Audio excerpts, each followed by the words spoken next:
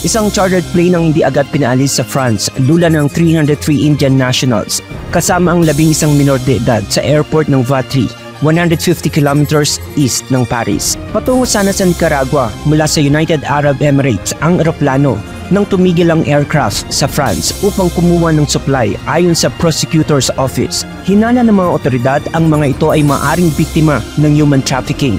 Nakakuha rin umano ng anonymous tip ang French authorities ukol dito. Ang chartered plane ay nakarehistro sa labas ng European Union at ayon sa Legend Airlines, hindi sila umawak ng ticket selling nito.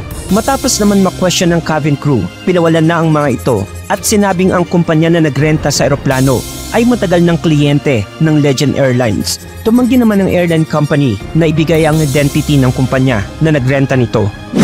Kung mapapatunayan sa ilalim ng French law, ang isang organized human trafficking ay punishable ng pagkakakulong hanggang 20 taon at multa na $3.3 million.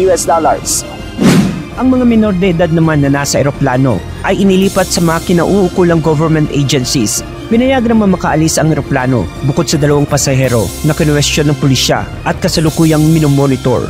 Nagpadala rin ng Indian Embassy sa France ng consular staff sa airport upang bigyan suporta ang local authorities.